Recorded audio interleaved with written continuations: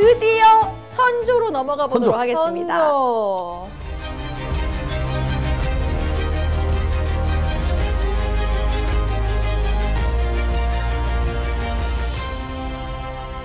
선조하면 할 말이 많죠. 네. 자, 선조는 일단 임진왜란 때문에 빠르게 피난 가서 욕먹은 왕이잖아요. 어떻게 백성을 버리나이까. 그렇죠. 바로 도망감. 근데 선조는 임진왜란만 없었어도 욕을 그렇게 먹진 않았을 거예요. 선조는 똑똑한 인물로 공부를 좋아했던 왕으로 문치주의, 학문에 능했던. 근데 나는 그냥 공부를 좋아했을 뿐인데 나는 그냥 전쟁이 무서웠을 뿐 막 그런 인물이에요. 그래서 선조 때 성리학이 아주 많이 발달하고 율곡 이황이 활동했던 주시기가 선조 때입니다. 그래서 선조는 나 공부 너무 좋아. 그래서 결국 살인들을 대거 등용시켜요. 이제 훈구는 이제 망했어요. 왜일까요? 외척이 강해져서. 그거보다 훈구는 후황양성을 못했어요. 그러니까 과거 시험에 계속 급제를 해야 관료가 막 생기잖아요. 훈구는 재력만 믿고 후진양성을 못했다. 살인들은 쫓겨나서 지방에서 뭐 했냐면 본인이 공부 잘하니까 학원을 만들었어요. 향교. 그렇죠. 뭐 서원을 만들고 이런 식으로 하면서 후황양성을 했고 마을 사람들이 이분 똑똑하니까 이분 말을 따르자 이래서 뭐 향촌 자축유약이라는 향약을 시행했어요. 그래서 서원과 향약으로 살인들이 버티고 잡초처럼 버텨서 결국 선조 때 살인들이 모두 장악. 그리고 나서는 들어보셨겠지만 살인들이 동인, 서인, 북인, 남인 이런 식으로 붕당이 만들어집니다. 나눠지는 거예요. 네, 그래서 붕당 정치가 이제 선조 때부터 시작이 되었다. 자, 그런데 이 선조 때 결국 임진왜란이 일어났으니까 임진왜란 얘기를 해야겠죠. 네.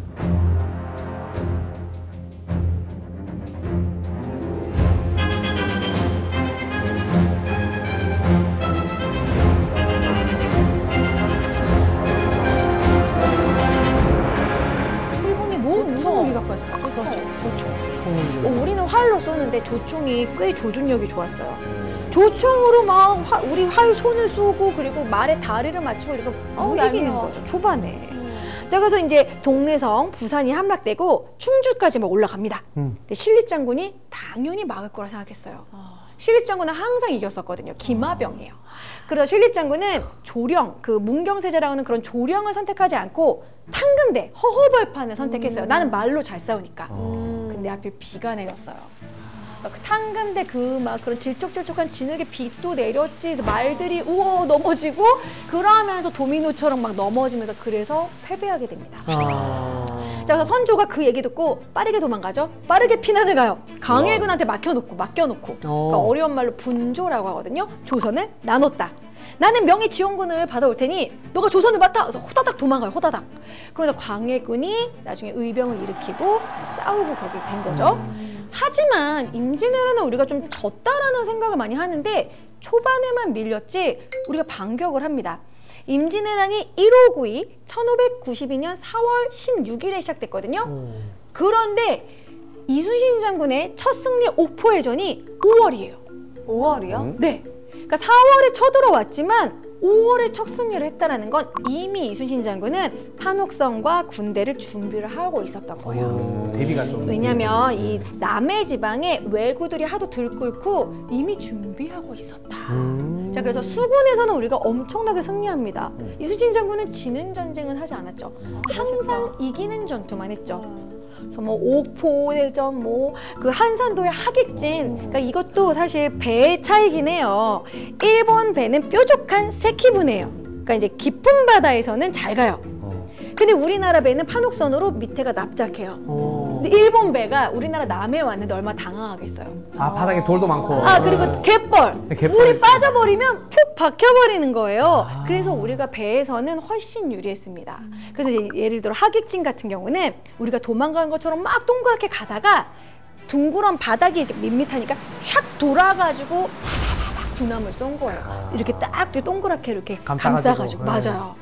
자, 이런 식으로 해서 이제 수군의 이런 반전, 수군의 이제 항쟁, 그리고 뭐가 있을까요?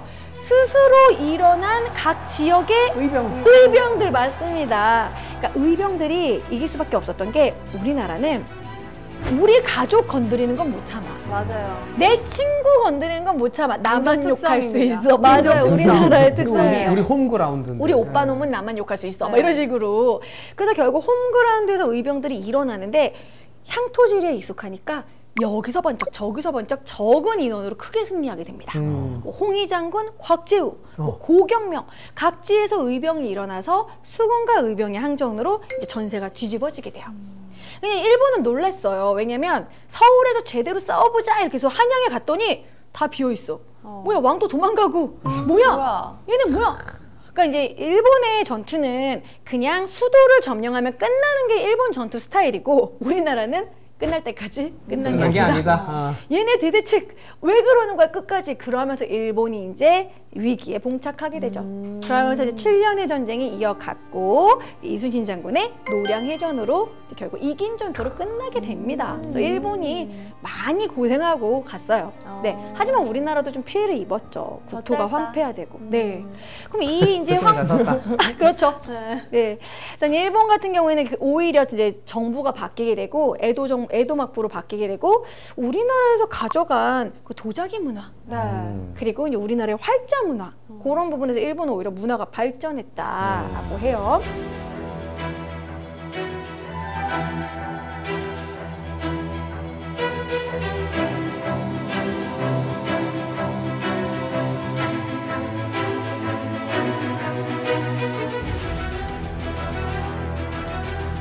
근데 선조가 이제 임진왜란 일으키고 그거를 전후복구하는 건 광해군이죠. 네. 광해군이 초반에 잘한 일이 정말 많아요.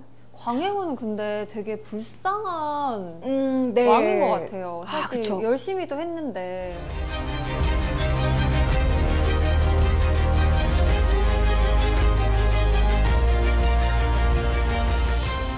이병헌 씨 생각나죠? 이병헌. 따라해보거라. 네. 그래서 이 광해군의 한 업적은 생각보다 많습니다. 막 전후 복구를 하면서 이 아픈 사람들을 치료하기 위해서 허준으로 하여금 동의보감. 그렇죠. 동의보감 만들게 했고 아. 전후 복구 사업, 막 성곽도 다시 짓고 뭐 이런 식으로 여러 가지 전후 복구 사업에 힘썼고 그렇지만 이제 광해군이 쫓겨난 이유가 있어요.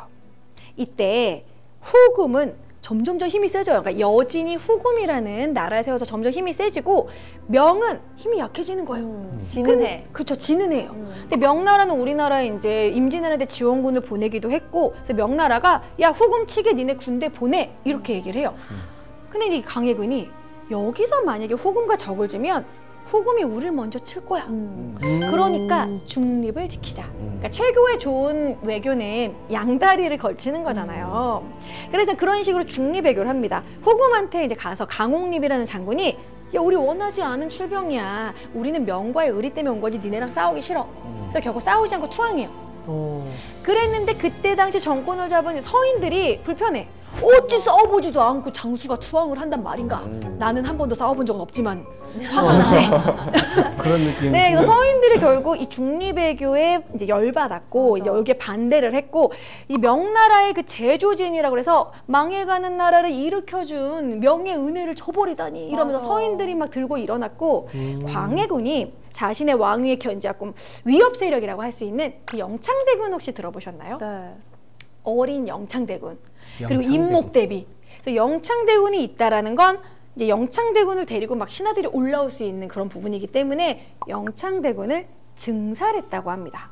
그러니까 이제 뭐냐면 뜨겁게 불을 막 해가지고 뭐 말려주었다라고 하는데요. 증기로 죽였다는 뜻이에요. 네, 근데 그렇게 증살하기는 솔직히 좀 힘들고 아무리 찜질방에서 이렇게 막 해도 그래서 아마 이제 물을 주지 않고 아이가 이제 탈수로 아마 죽지 않았을까 탈수. 그렇게 보고 있고요. 임목대비는 서거당이라고 덕수궁에 있는 서거당에 유폐를 했어요. 형제를 죽이고 어머니를 유폐했다. 폐모살제 이래가지고 폐륜하다. 이래서 광해군을 쫓아내요. 그게 바로 인조 반정입니다.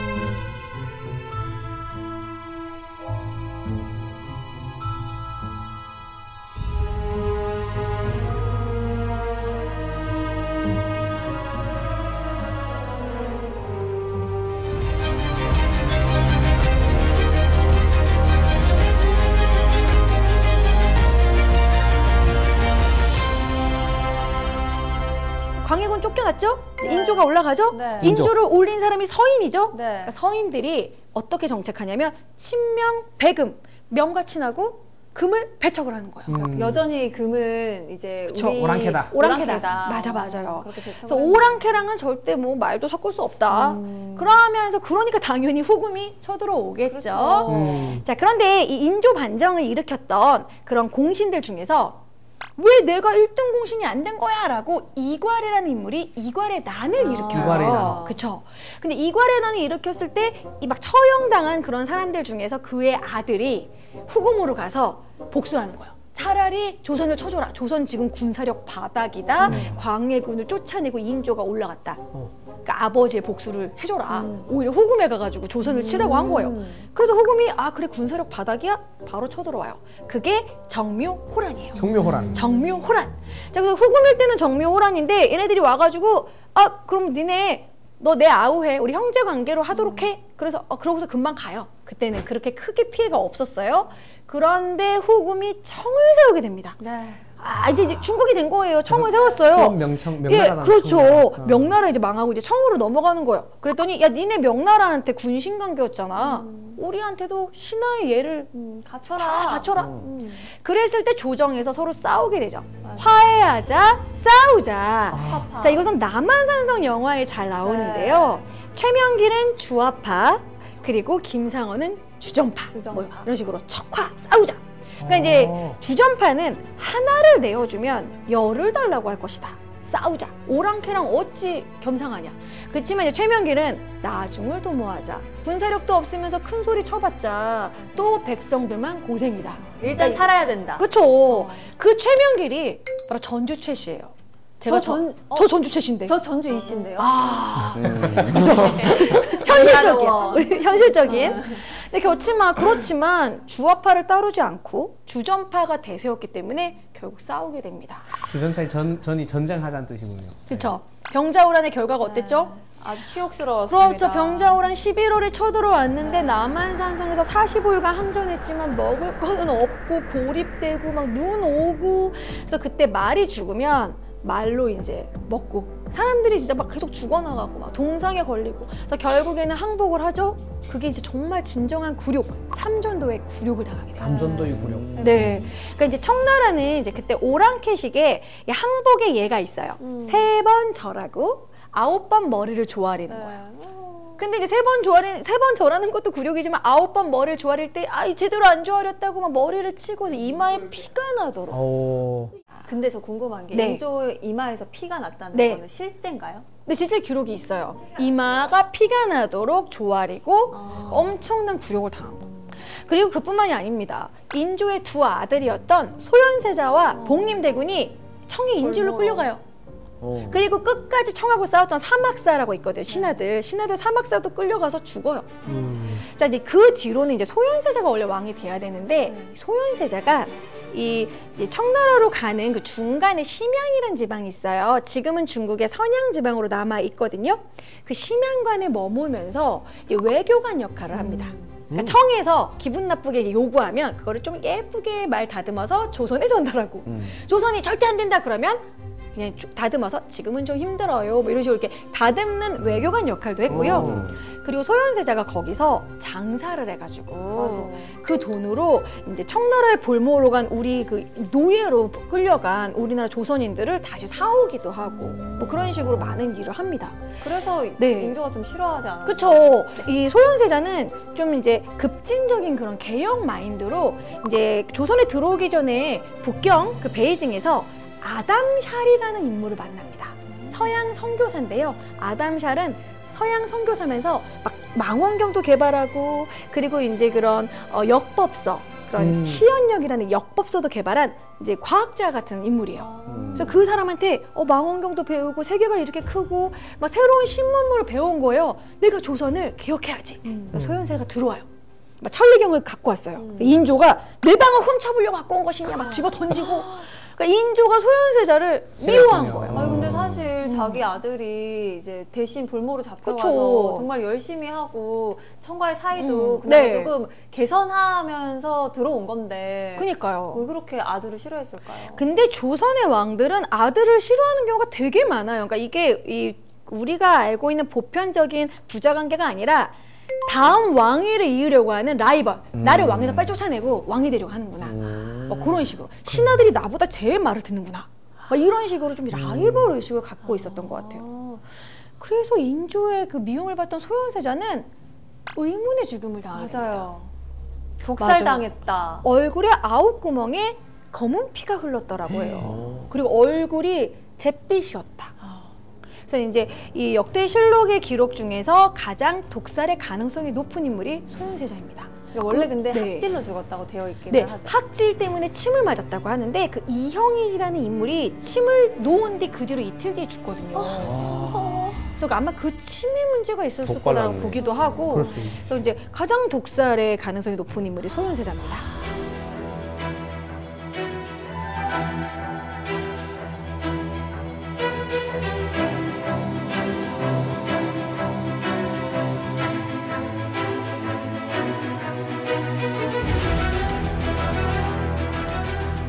소현세자가 죽고 네. 두째인 복림대군이 왕위에 오르게 되겠죠. 그 왕이 효종입니다. 효종.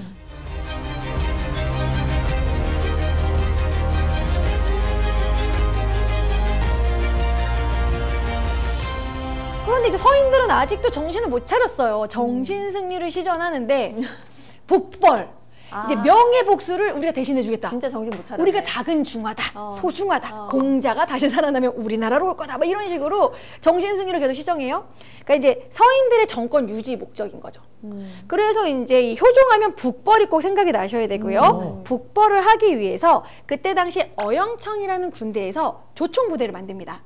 근데 이때 되게 억울한 사람이 한 명 우리나라에 표류를 해와요. 제주도로.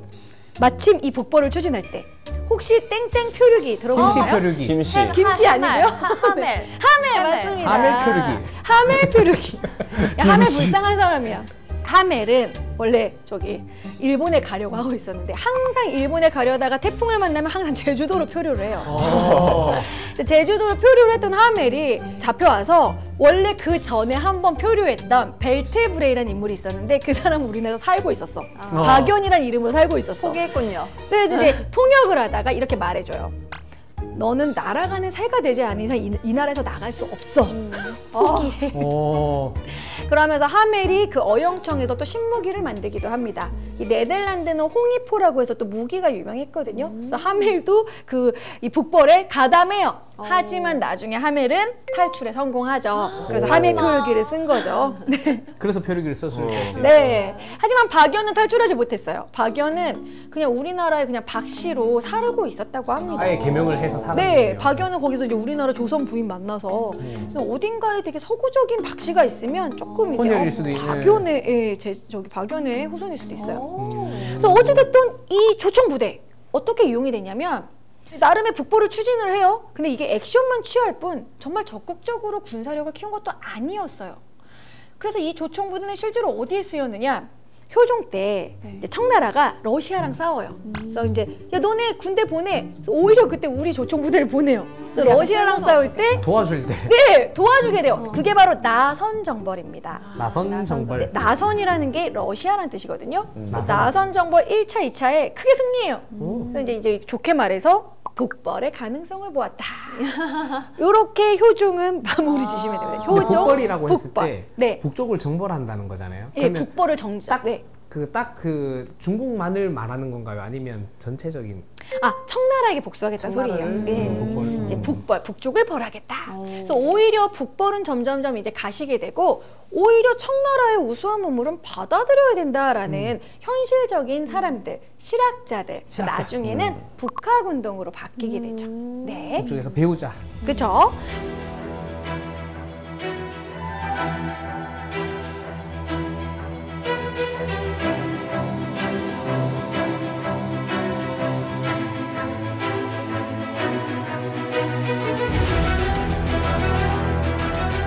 자, 이제 효종 다음으로는 이제 현종이 있어요. 현종 때는 한 가지만 기억하시면 돼요. 예송, 상복 입는 문제 싸움. 그러니까 효종은 솔직히 둘째잖아요. 그런데 서인들은 둘째를 둘째라고 하지 뭘 첫째라고 하냐 이런 식인 거고, 이 그 남인들은 그래도 둘째지만 왕이니까 첫째 대우해주자. 그래가지고 남인은 상복을 길게 입자. 그러니까 효종이 죽었을 때 이제 효종의 아들 현종이 이제 상복을 입는 대상은 자의대비인데요. 그러니까 자의대비가 상복을 1년 입냐, 뭐 3년 입냐, 뭐 아니면 뭐 1년 입냐, 9개월 입냐로 싸운 예송이라는 게 있어요. 그래서 이 현종 때는 예송이라는 이런 논쟁이 있었다라는 걸 알고 넘어가고 이제 현종 다음에 드디어 숙종이죠.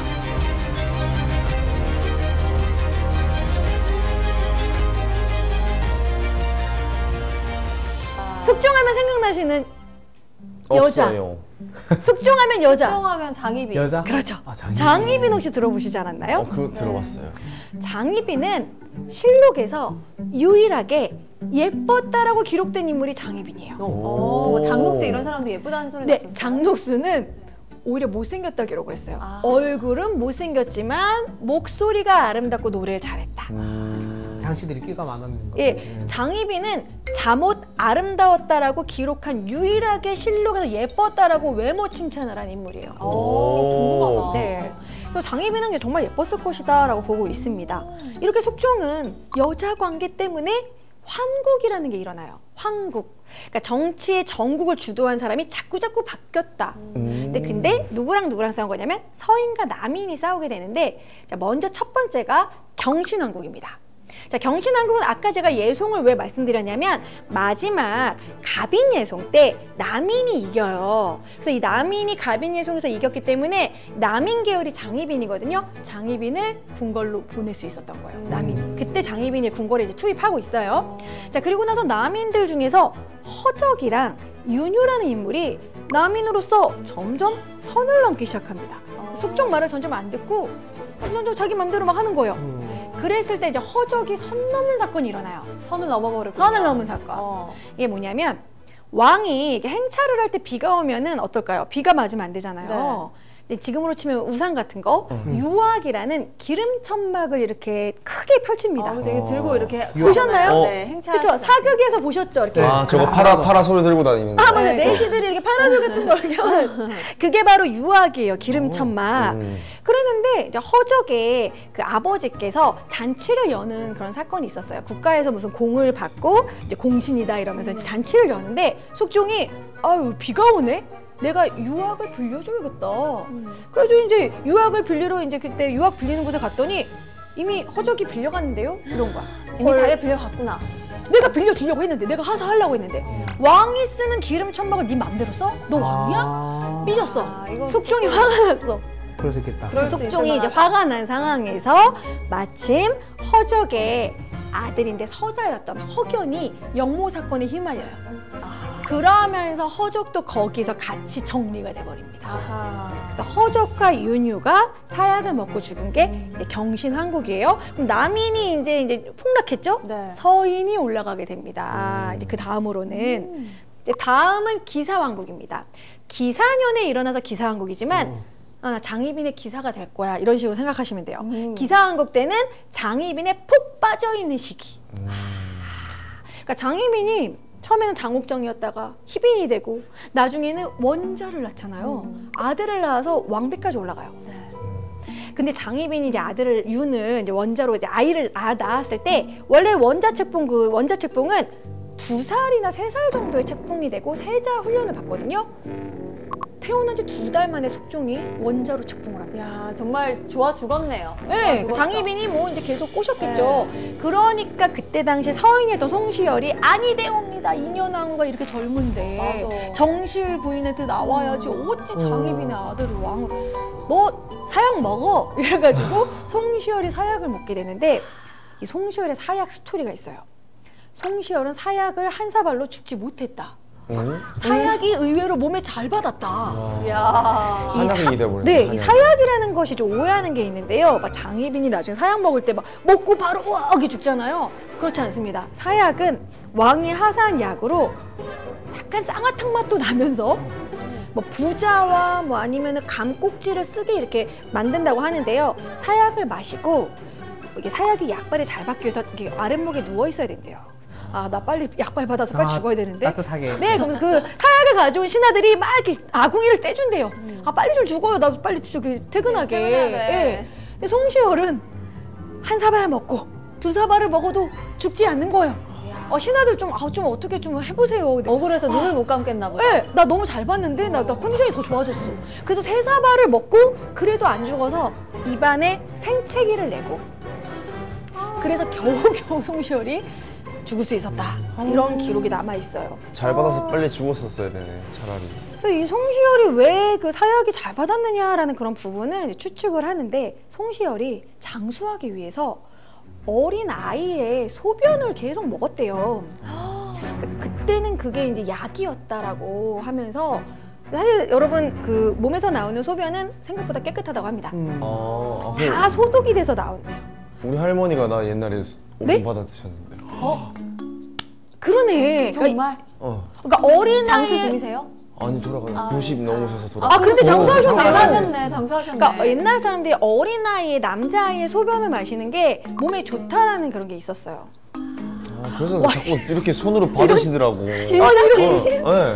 몇 살 때? 네, 애기 그 기억이 남아 있어요? 나의 소변을 받고 계시는 할머니의 모습이 기억이 남아 있어요? 헐. 그러니까 완전 애기 이렇게 때는 실제는 아닌데 처음 들어봐요. 컸을 조금 커서. 이게 실제로 그렇구나. 그래서 송시열이 얘가 맞구나. 그래서 송시열이 이제 그렇게 소변을 받아먹고 그런 부분에서 이제 독소나 이런 부분에 강해지다 보니까 사약을 마셔도 끄떡이 없지 않았나. 그게 바로 기사황국. 그러면 봐봐요. 서인이었던 송시열이 죽었고 남인이었던 장희빈이 막 득세하죠. 네. 그러면 기사황국은 남인이 정권을 잡은 시기입니다. 그래서 이제 장희빈의 기사. 이제 마지막이 갑술왕국이에요. 근데 이제 숙종이 또 새로운 여자에게 빠집니다.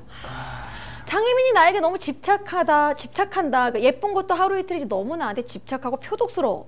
약간 그런 상황에서 어느 날 인현왕후를 쫓아냈어요. 기사왕국 때 인현왕후가 이제 쫓겨났습니다. 그런데 인현왕후한테 좀 미안해. 근데 인현왕후의 생일날 인현왕후의 거처의 처소에 누가 생일상을 이렇게 차려놓는 게 보이는 거예요. 그래서 이제 들어가 봤더니 너는 누구냐? 그 여자가 바로 숙빈 최씨 영조의 어머니입니다. 이야. 너 너무 착하다. 그랬더니 저는 매년 인현왕후의 생일 때마다 이렇게 생일상을 차렸습니다. 착한 여자가 좋은 것 같아. 그래서 결국 숙빈채 씨한테 꽂히게 되고 그러면서 이제 서인들이 인현왕후 복위 운동을 하는데 이때도 남인들이 서인들 다 쫓아낼 줄 알았더니 편을 들어주는 거예요. 그래서 인현왕후 복위하게 돼요. 바보다 바보. 그래서 결국 갑술왕국 때는 또 서인이 득세하게 되죠. 그러면서 장희빈은 어떻게 죽게 됩니까? 인현왕후가 좀 있다가 죽잖아요. 인현왕후를 무고했다. 저주했다. 근데 사실 그거는 증거물이 있었어요. 신당을 차리고 유명한 장희빈 장면 아시죠? 인현왕후 그림 그려놓고 활 쏘고 저주 인형에 막 저주 바늘 찌르고. 그런 식으로 이제 신당을 차리고 무고했다, 저주했다 해서 무고의 옥으로 장희빈이 사약을 먹고 죽습니다.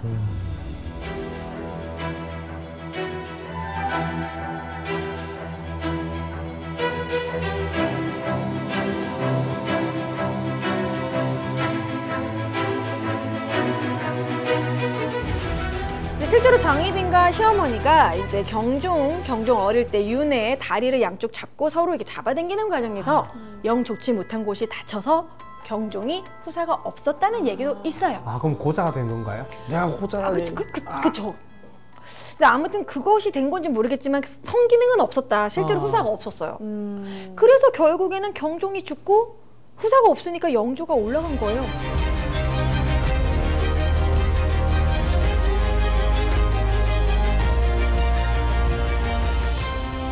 그런데 영조는 왕위에 올랐는데도 불구하고 계속 루머가 돕니다.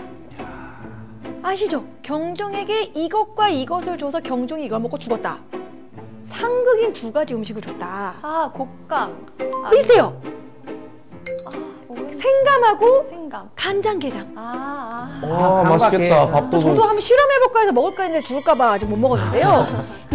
이 간장게장은 경종이 평상시에 좋아했던 음식이었고 그리고 생감을 먹었다고 하는데 근데 이게 사실 실제로는 영조가 이게 준 게 아니라고 합니다. 그냥 뭐 수락관에서 준 것인데 영조는 인삼차만 올렸다고 해요.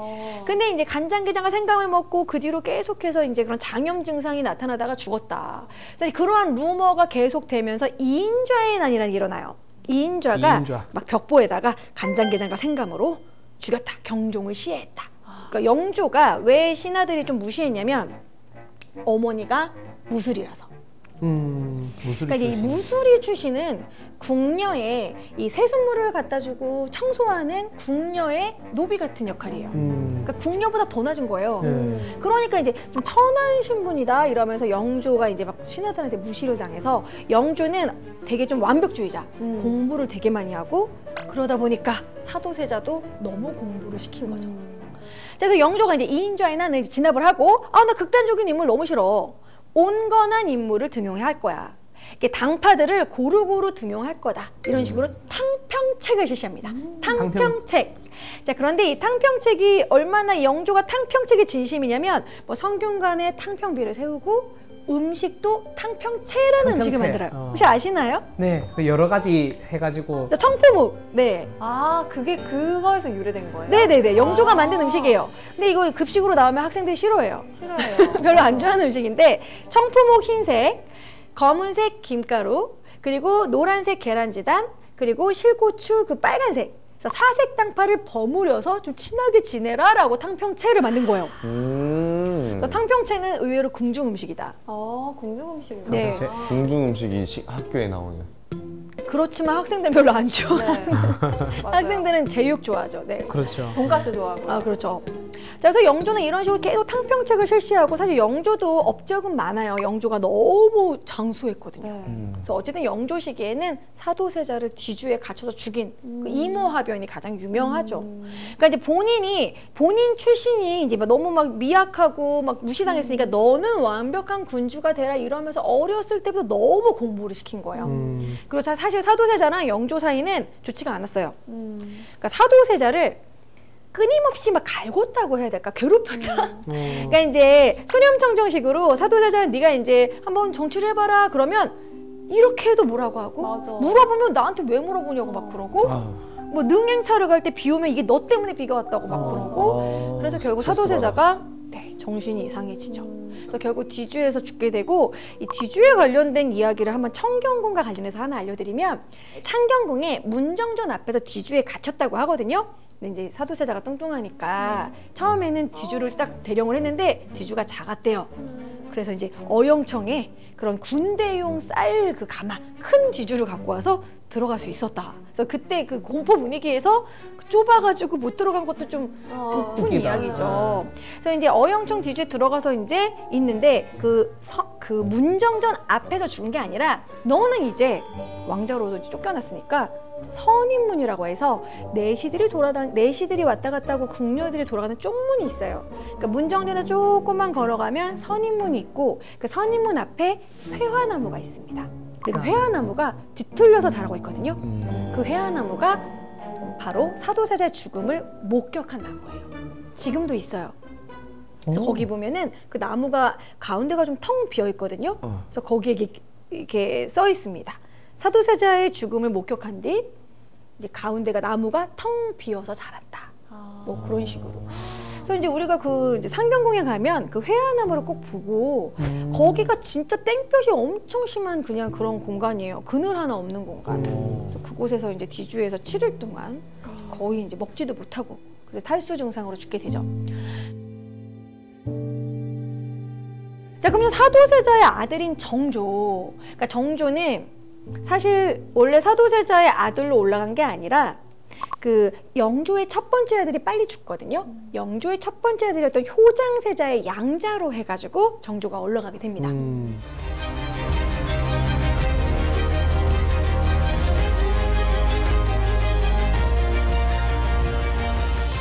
근데 정조는 딱 즉위하자마자 나는 사도세자의 아들이다. 이렇게 말을 해요. 그때 당시는 이제 노론이라고 해요. 사인이 노론과 소론으로 나눠지거든요. 그러니까 노론은 늙은이들, 소론은 젊은이들이에요. 그러니까 송시열 계열이 노론, 그러니까 윤중 계열이 소론 이렇게 나눠지는데 노론들이 특히 이제 사도세자를 죽이는 데 앞장서거든요. 나는 너네들이 우리 아버지 죽인 걸 알고 있어. 그런 식으로 어필하면서 이 사도세자의 묘를 화성으로 옮깁니다. 그러면서 뭐를 만들었죠? 수원에? 수원화성. 그렇죠. 화성을 만들죠. 그래서 아버지 릉을 보러 간다라는 거는 조선시대 이제 뭐 효도의 상징이잖아요. 그러니까 뭐라고 못하는 거예요. 하지만 그건 정치적 퍼포먼스죠. 계속해서 보러 가면서 나는 기억하고 있다. 네가 지난 여름에 무엇을 한지 뭐 이런 식으로 난 너희들이 우리 아버지 죽인 거 알고 있어. 그러면서 갈 때 바로 정조의 남자 정약용이 만든 뭐를 이용해서 한강을 건넜다. 거중기. 아닙니다. 거중기 아닙니다. 그 화성 만들 때. 그쵸? 무슨 다리죠? 내 다리. 배다리. 맞습니다. 배다리? 배다리는. 메달이라고 배다리. 배다리. 배다리. 그러니까 이제 그때는 다리가 없었어요. 배로 만든 다리라는 네, 거예요? 배를 연결해서 거기다 널빤지를 쫙 깔아가지고 배다리를 만들고 그 배다리를 타고 갑니다. 오. 정조가. 그래서 그런 식으로 수원화성 이제 능차 때 배다리를 이용했고 아까 말씀하신 거중기를 이용해서 수원화성을 빠르게 질 수 있었다. 이 정조의 애민 정신을 알 수 있는 부분이요. 원래는 그렇게 성을 지을 때는 공짜로 요역을 제공한다고 해가지고 그냥 백성들이 와서 맞아요. 그냥 짓곤 했잖아요. 이제 남자분들 군대에서 많이 하는 삽질, 그쵸? 그렇죠. 눈술기, 뭐 그런 식으로 그냥 무료로 그렇게 했었는데. 물론 지금은 군대에서 이제 월급을 좀 주시지만 그때 당시는 원래 무료로 그렇게 요역을 바치는 거였는데 수원화성은 일당을 줬다고 해요. 그래서 능률이 높았고 빠르게 질 수 있었다고 합니다. 근데 그 일당도요. 수원화성 성역의궤에 이 사람이 몇 시까지 일했고 얼마를 줬고 기록을 꼼꼼하게 했대요. 네, 그래서 꼼꼼하게 기록을 해서 건축 현장에서 많이 돈을 떼어먹는 부정부패를 예방했다. 수원 화성의궤에 너무 기록이 잘 됐기 때문에 그래서 수원 화성을 그대로 복원할 수 있었고 그래서 유네스코 문화유산이 된 겁니다. 수원화성 놀러 갔다가 네. 그 설명을 봤었는데 하여튼 그 의궤 덕분에 하여튼 지금이라도 또 똑같이 만들 수 있다. 맞아요. 이런 말이 있더라고요. 그리고 수원화성은 가보시면은 되게 좀 유럽의 성 같기도 하고 특이한 부분이 많아요. 소라각이라고 해서 소라 모양도 있고요. 그리고 이제 수원화성 그 입구에 그 문 있잖아요. 원래 우리나라는 그냥 들어가는 문인데 이중문이에요. 그러니까 겹성 이렇게 반원으로 되어 있어가지고 한 번 들어가고 또 거기서 막 이렇게 활을 쏠 수 있게 해두고 또 들어가는. 단계가 이렇게. 네. 근데 그러한 구조들을 어떻게 이렇게 알게 됐냐면 김홍도가 청나라에 몰래 갔다 왔어요. 와, 우리가 아는 그 김홍도. 네. 그림 그리는 김홍도가. 네, 정조 때 김홍도가 도와서 이제 화원이었는데 연행사로 가는 누군가의 이제 양아들처럼 그렇게 몰래 이제 스파이로 가가지고 그때 사진이 없잖아요. 김홍도가 몰래 가서 다 그려온 거예요. 이야. 그 중국의 그런 건축 기술을 이제 청나라 거를 이거 괜찮은데 보고 와서 그래서 수원화성을 신기술로 지을 수 있었다고 합니다. 네. 그래서 나중에 화성에 한번 가보시면 좋을 것 같아요. 수원화성. 근데 수원화성에서 조금만 걸어가면 화성 행궁이 있거든요. 화성 행궁이 되게 커요. 그래서 그 정조는 아예 수도를 화성으로 옮기려고까지 이제 시도했던 개혁 그런 도시로 수원화성을 만들었다. 결국 성공하지는 못했지만. 네, 빨리 죽었죠.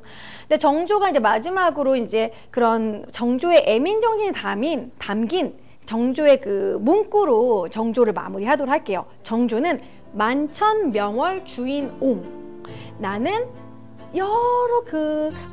여러 강들을 비추는 달과 같은 존재다. 명월. 그러니까 이건 뭐냐면 큰 강도 비추지만 시냇물도 비추는 그런 식의 군주다. 그러니까 이제 뭐 높은 지위사람 낮은 지위사람 모두 백성을 사랑하는 그런 정조의 그런 사랑, 애민 정신을 알 수 있다라는 거. 네.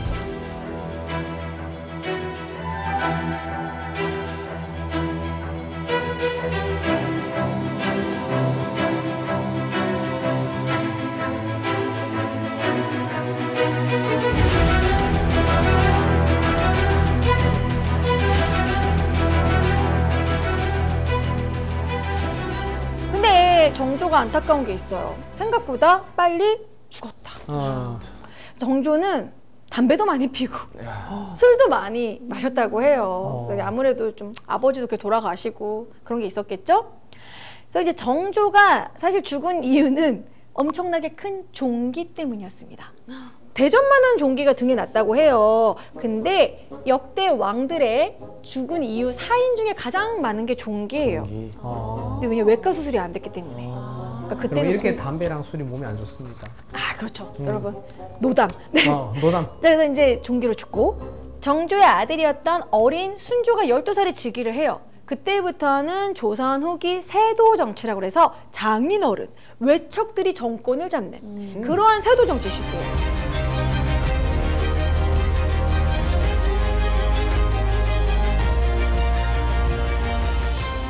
순조 때 이제 이 정순왕후 있잖아요. 네. 그러니까 정조랑 약간 라이벌했던 정순왕후가 이제 정조가 죽으니까 정조의 남자들, 정조의 그런 인물들을 싹 다 제거하기 위해서 천주교 박해, 신유 박해를 일으킵니다. 이때 정약용이 강진으로 유배를 가죠. 그리고 정약용의 이제 동생이었던 정약전은 저기 흑산도로 유배를 가요. 그래서 흑산도에서 어류도감 자선어보를 만들고 정약용은 강진에서 또 엄청난 책을 만들죠. 이거 혹시 정약용의 책들 혹시 아는 거 있으실까요? 목민심서 맞습니다. 목민심서. 뭐 흠음심서, 목민심서, 경세유표. 이 정약용은 500여 종의 책을 냈다고 해요. 거의 출판사네요. 맞아요. 출판업의 시작이었다고 합니다. 근데 너무 많이 책을 내다 보니까 이 복숭아뼈 있잖아요. 항상 양반다리하고 책을 너무 쓰다 보니까 복숭아뼈가 드러날 정도였대요.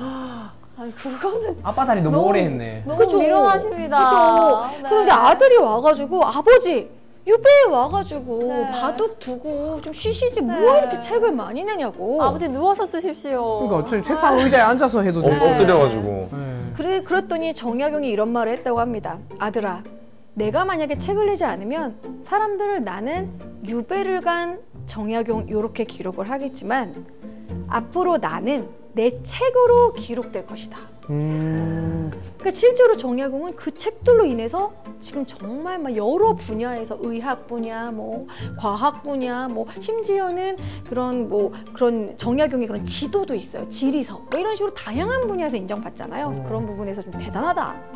제가 역사적으로 가장 존경하는 인물입니다. 좋아하는 왕은 정조, 좋아하는 인물은 정약용. 같은 시대에 있었네요. 예. 자, 그래서 안타깝게도 이제 순조 때 이제 신유박해 이렇게 일어나고요. 네. 그뿐만이 아닙니다. 순조 때 평안도에 대한 차별 때문에 열받은 홍경래난도 일어나요. 홍경래난. 홍경래난. 그러니까 이게 이 평안도를 왜 차별했냐면 그쪽이 이제 워낙 오랑캐가 넘어온 지역이다. 이래서 평안도는 오랑캐들이 살던 지역이야. 이러면서 지역 차별이 심했던 곳이에요. 그래서 뭐 노비들도 평안도 놈이라고 부른다. 이러면서 평안도를 차별한다. 이래서 이제 홍경래난이 일어납니다. 자, 그럼 순조 때는 안동 김씨가 정권을 잡아요. 헌종 때는 풍양조. 철종 때는 또 다시 안동 김. 네, 철종 때 요거 하나만 기억하시면 됩니다. 임술 농민봉기. 농민봉기. 임술 농민봉기. 왜 이게 유명하냐면 철종 때 삼정의 문란이라는 게 있어요. 삼정문란. 전세, 토지세를 더 걷고 군포의 문란. 군포는 성인 남자에게만 걷었던 건데 죽은 사람에게 걷고 백골징포. 아이가 태어나자마자 걷고 황구첨정. 그러니까 너무 이제 세금이 너무 국가가 이제 혹독한 거예요. 마지막은 황곡의 문란으로 봄에 꺼주고 가을에 갚는 건데 사채놀이가 된 거예요. 야. 아시죠? 고리대금으로 그냥. 네, 이자 원금은 언제 갚아? 이자가 막 늘어나는 그런 식으로 막 곡식이 막 썩은 쌀 2가마를 주고 나서 햇살로 5가마 갚아라 막 이런 식인 거예요. 그래서 농민들이 삼정의 문란으로 못 살겠다. 그래서 일어난 게 임술 농민봉기예요.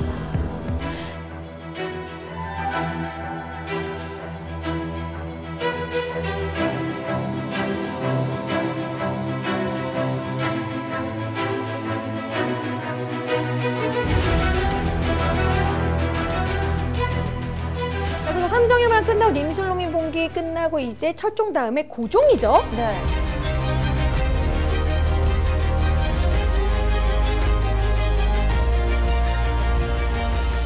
흥선대원군이 좀 이제 고종이 어릴 때 되게 왕권을 많이 강화해요. 그래서 이 세도 정치를 해결하기 위해서 아까 있었던 변방을 방비했던 임시기구였던 비변사. 거. 그렇죠. 비변사를 이 세도 가문들이 모두 장악하고 있었는데 이걸 없앱니다. 드디어. 흥선대원군 비변사 폐지. 비변사 폐지. 그리고 이제 이런 세도 가문들 모두 쫓아내고 이 왕실의 위엄을 이제 다시 세우기 위해 경복궁을 세워요. 경복궁. 경복궁 중건. 근데 사실 흥선대원군은 외교를 기억하셔야 돼요. 흥선대원군은 서양과 수교했을까요? 안 했을까요? 쇄국 정책. 맞아요, 쇄국 정책. 척화비. 그래서 여기 부분은 제가 스토리로 이제 얘기를 말씀드릴게요. 흥선대원군이 병인박해라고 해서 이제 프랑스 선교사 9명을 죽이고 거의 8,000명의 목을 베었던 천주교 박해가 있었어요. 병인박해. 병인박해. 그 용산 쪽에 절두산 순교지 있거든요. 거기 보면은 진짜 한강물이 붉게 물들 정도로 너무나 많은 사람들이 처형됐다고 해요. 병인박해 때 프랑스 선교사가 죽었죠. 그리고 나서 병인 양요가 일어나죠. 병인 양요. 아, 우리 프랑스 선교사를 죽이다니. 그래서 프랑스가 강화도로 쳐들어오죠. 병인 양요. 자, 그리고 또 미국도 쳐들어오죠. 신미양요. 그러니까 신민연이지만 미자가 들어간다. 그래서 신미양요, 미군. 그러니까 이제 뭐 프랑스 쳐들어와, 미국 쳐들어와. 아, 서양 싫어. 서양과 말만 섞어도 나라를 파는 거야. 이런 식의 척화비를 세웁니다. 흥선대원군은 척화비 꼭 기억해 주시고 이제 고종이 이제 20살 넘고 이제 고종이 올라가죠. 그리고 나서는 사실 이제 조선 시대는 끝난 거죠. 이제 고종이 올라오면서부터는 개항기로 넘어가게 됩니다. 그래서 여기서는 뭐 너무 스토리가 많아요. 뭐 이제 강화도 조약도 맺고 점점점 일본이 이제 접근을 막 하게 되죠. 그러면 실질적으로 뭐 고순종, 순종까지 있지만 순종은 네. 거의 한 게 없는. 그렇죠. 사실 고종은 이제 결국에 나라를 잃게 되잖아요. 국권이 침탈되잖아요. 근데 사실 고종은 1907년에 이미 을사늑약 이후에 그거의 부당함을 알리기 위해서 헤이그 특사 파견했다고 고종 강제 퇴위돼요. 그리고 나서 순종이 올라갔잖아요. 근데 순종은 사실 정말 불쌍한 왕이라고 할 수 있어요. 그렇죠. 이제 왜냐면 고종이랑 순종이 이제 순종이 어렸을 때 고종이 커피를 되게 즐겨 마셨거든요. 근데 커피 독살 사건이 있었어요. 고종은 좀 이상하다 해서 안 먹었는데 순종은 원샷 때린 거예요. 그래가지고 이가 다 빠졌다고. 그게 그 안에 저기 독이 들어가 있어서. 순종은 보시면 약간 치아가 좀 튀어나와 있는 그런 식의 사진이 남아 있고요. 이렇게 다 경단처럼 이렇게 다져가지고 그런 음식만 먹을 수 있었다고 해요. 그리고 순종이 제일 안타까운 부분은 순종은 창경궁에서만 거주하게 되는데 일제강점기 때 순종을 뭐 위로해주겠다 이러면서 창경궁을 동물원으로 만듭니다. 그래서 이제 옛날 분들은 창경궁을 뭐라고 부르죠? 창경원. 창경원. 그러니까 옛날 데이트 장소로 제일 유명했어요. 창경원. 우리 창경원 놀러 갈까? 창경원 벚꽃놀이. 창경원에 거기 창경궁 가면 연못 있잖아요. 거기서 배 타고 뭐 이런 식으로. 그러니까 유원지로 만들어버린 거예요. 그래서 순종은 하루에 1시간 거길 둘러보는 게 그나마 유일한 그냥 순종의 그냥 그 움직임이고 그냥 창경궁 안에서만 그냥 살았던. 결국 이제 일제강점기 비운의 왕으로 그래서 결국 1926년에 이제 순종이 죽었을 때 뭐 60만 세 운동이 일어나기도 했고 그래서 이렇게 이제 일제강점기로 넘어가면서 순종은 비운의 왕이 됩니다. 네.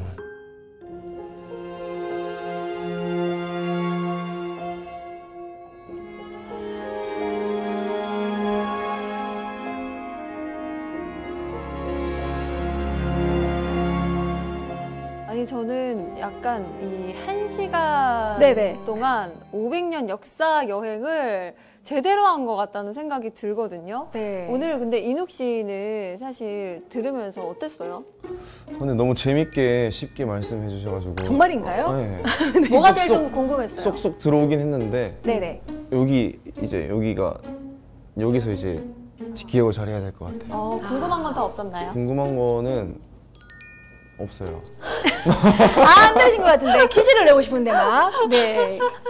물어보고 싶은 것들이 많은 이유가 네. 이제 일단은 조선이 왕들 위주로 지금 이제 네. 순서대로 쫙 설명을 해주셔가지고 네네. 왕 중심 이야기로 했지만 사실상 뭐 정말 왕 이야기 아니더라도 또 정말 많은 스토리가 있을 거잖아요. 그렇죠. 그래서 사실 오늘은 우리 왕 중심으로 들어보고 너무 재밌었는데 또 왕의 주변의 다른 이야기들도 하면서 또 한 번 더 들어보고 네. 싶다는 생각이 들었습니다. 맞습니다. 네. 제가 사실 제일 좋아하는 역사는 야사거든요. 근데 사실 야사는 밤야자가 아니에요. 아니고 실망한다. 좋아하셨는데 실망한다, 아니에요. 실망한다. 아니에요. 물론 밤의 이야기도 들어가 있지만 야자는 주변 야자입니다. 주변사, 그러니까 이제 왕들이나 그런 정치사 이외에도 주변 민초들의 삶, 주변의 주변인들의 삶. 근데 사실 그들도 역사의 주역이거든요. 맞아요. 그래서 저는 그런 야사적인 부분 아주 좋아해요. 사람들이 몰랐던 부분, 이런 역사도 있어? 이런 식으로. 그래서 사실 우리가 좀 그런 주변 주변 민초들, 민중들의 이런 역사에도 좀 관심을 가졌으면 좋겠다. 이런 바람입니다. 우리 선장님이 오셔야 될 이유가 하나 더 너무 들었습니다. 많습니다. 다음에 또 감사합니다. 야사를 가지고 네. 보물지도 네. 찾아주셨으면 야사 좋아요. 네. 좋겠습니다. 저는 이제 워낙 한국사 스타 강사님이시니까 마지막으로 네. 이걸 여쭤보고 싶습니다. 네. 한국사 공부 너무 어렵다 하는 친구들에게 한국사 공부 꿀팁이 있다면 좀 알려주시죠. 이 역사를 딱 일단 공부할 때 하기 싫어, 지겨워 이렇게 생각하지 마시고 본인이 가장 좋아하는 역사 인물이나 역사 이야기를 먼저 공부하신 뒤 흥미를 가지는 게 제일 중요해요.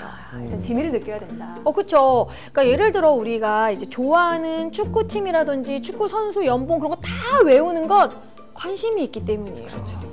내가 이제 덕질하는 내가 좋아하는 아이돌의 생일을 외우듯이 연도를 기억할 수 있게끔 좀 역사의 흥미를 느끼기 위해서 관련된 영화나 드라마나 이런 것도 좀 보는 것도 중요하고요. 아니면 그런 책이라든지 그렇게 좀 아니면 재미있는 요즘에 유튜브에 워낙 많은 내용들이 있잖아요. 역사에 먼저 흥미를 느끼시는 게 중요합니다. 그리고 두 번째는요. 역사는 남의 이야기가 아니에요. 이 역사적인 그 인물들은 우리의 조상이고요. 우리의 유전자에 남아있어요, 여러분. 그렇네요. 그렇죠. 네. 그런 부분에서 역사는 사실 어떻게 보면 내가 지금까지 내가 이런 성향을 가지게 된 정체성의 이유가 역사라는 거예요. 그러니까 한국인은 밟으면 꿈틀하는 유전자를 가지고 있죠. 네. 그건 우리가 그러한 역사를 지녔기 때문이에요. 진짜 근데 이렇게 접근을 하면 역사가 단순히 재미없는 공부가 아니라 진짜 내 삶이고 뭐 우리 역사고 또 그런 역사들이 또 다 나한테 남아있는 거다 보니까 접근하기도 편하고 재밌을 것 같다는 생각이 네, 그래서 좀 이런 식으로 좀 공부해야 되는 이유가 필요한 것 같아요. 무조건 암기하지 말고. 네. 아니 근데 진짜 저희 이번 화는 보물지도 이번 편은 역사 공부하시는 분들은 계속 반복 재생하시면 될 것 같아요. 제가 네, 봤을 때. 여러분들. 반복 재생하다 보면 중요한 포인트도 다 외워지지 않을까 생각이 듭니다. 오늘 진짜 조선왕조실록을 쑥 훑은 그런 뜻깊은 시간이었는데 우리 강사님께서 우리 선장님께서 한마디로 오늘 강의 정리를 해주신다면요? 오늘 강의를 정리하면 세상에 나쁜 왕은 없다. 네, 세상에 못된 개는 없는 것처럼 네, 세상에 나쁜 왕은 없다. 왜냐하면 그 왕이 잘못한 것을 우리가 보면서 교훈을 얻고 어떻게 보면 이렇게 하면 안 되겠구나라고 어디서든지 우리가 좀 비교하면서 교훈을 얻을 수 있기 때문에 저는 세상에 나쁜 왕은 없다.